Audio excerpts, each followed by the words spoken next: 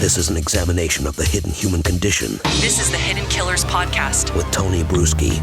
Attorney Mark Tinsley with us still. We are talking things that orbit the world of the Murdaughs, because there doesn't seem to be any end to it. Mark, the attorney for the family of Mallory Beach. Mallory, the young woman who was thrown from the boat that Paul Murdaugh was driving on that fateful day and losing her life. Paul Murdaugh allegedly driving it drunk. And I think it's a bit more than allegation at this point. I think it's safe to say he was driving it drunk. Mark, it's a civil case, I know, that's coming up here in August. Can you give us some insight into what we can expect to see when that begins? I don't know what you're going to be seeing. That's it's an interesting question in terms of Alex participation in the trial. Is he going to be there? Is he going to be in maximum security? Is he going to appear by WebEx or some sort of video conference? I don't really know. It'll be interesting. What specifically are the charges that are going against the Murdaugh family in this case that's coming up in August? So primarily, it's not a charge per se, as we are suing them and making a civil claim. Sure. And that claim is, in its essence, a negligent entrustment. You knew that Paul had a propensity to consume alcohol. He's underage. Despite knowing the hazards presented by his use of alcohol, you nonetheless entrusted him with a vehicle. Mm-hmm. So that's really what the claim is against Alex. With something like this, and you've been involved in other cases involving Murdaugh and finances and such, how difficult is it, or is it possible to still get money out of an individual who doesn't appear to have all that much? Seems like a lot of things already have been liquidated. Is there still funds, or is this more so in principle to find fault with someone on the principle of it, of his negligence? Yeah, from the Beach family's perspective, this has always been a matter of accountability. Mm-hmm. And what that really means to them is that there's a hope and a prayer that what they do in this case by holding Alex Murdaugh or Parker's convenience store or anybody else who's involved in the provision of alcohol to minors responsible, such that it doesn't happen in the future. And sure. And so, I think that's what they're most interested in terms of what's going to happen. But, there's at least $1 million that's been collected by the receivers available to the victims. That might not be a lot of money in Tony's world, but it's a lot of money in most worlds. Oh, sure. So to say that there's no money, he has spent a lot of money. He has liquidated a ton of assets, and mm-hmm. We don't know what he's done with all the cash, for sure. And we would love nothing more to find out, but there's still money there to get from Alex Murdaugh. There is. Okay. And that's the big question that everyone has had, is where has this money gone to that he's stolen and such? Are we ever going to find an answer to that? Is that information going to come out in court in some of the financial crimes and some of those cases as they're dug into in discovery and such? I sincerely doubt it. I know that the receivers have worked and we've worked together to try to figure out where some of the money is gone. Mm-hmm.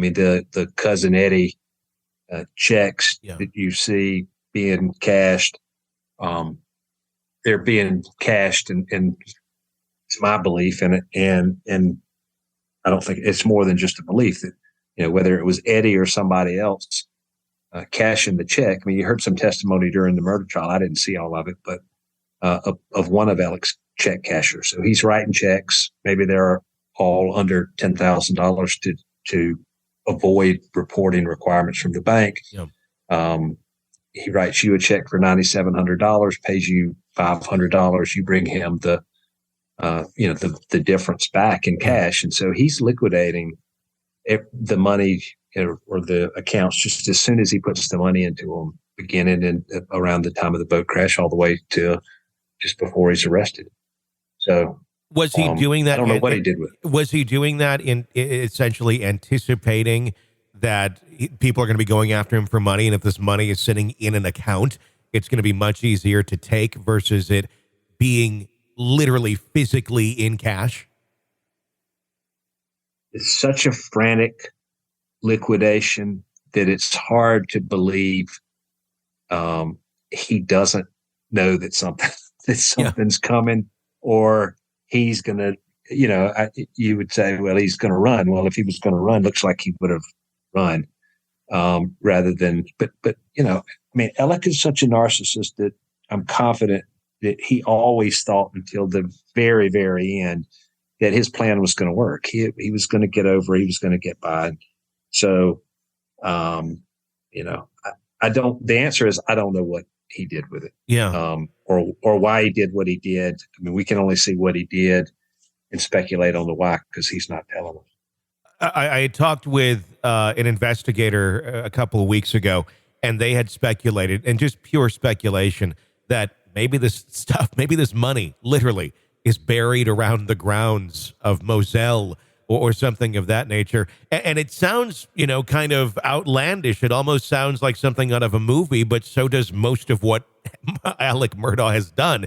It sounds like it's out of a movie. One would almost wonder if that could be the case, or if not, Moselle somewhere in some sort of hiding spot, physically buried, where only him and maybe someone else knows. Well, I would tell you this: if they had released those jail calls closer in time when he was urging Buster to go check that feeder, I would have gone to check that feeder. But so I don't know. I don't know is the answer. I doubt it's buried. There was some speculation that Alec may have a connection with a lawyer who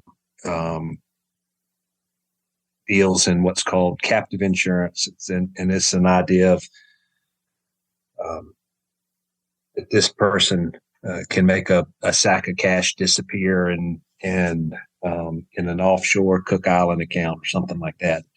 We know he went to the Bahamas a couple of times. Yeah. He went right before he was arrested. And I think there was a fear by the AG's office that he was about to run then, which is why they sort of, in my opinion, rushed and charged him with the insurance fraud for when there was no life insurance. This is an examination of the hidden human condition. This is the Hidden Killers Podcast with Tony Bruschi. Mark Tinsley, thank you for joining us and giving us some of that insight. We're going to continue talking to Mark about more, because it just keeps getting deeper. We're going to go into a conversation next with Mark about Palmetto State Bank and some of the practices that were once at play there, allegedly, that, some people kind of got into some trouble for, and how the filthy hands of the Murdaughs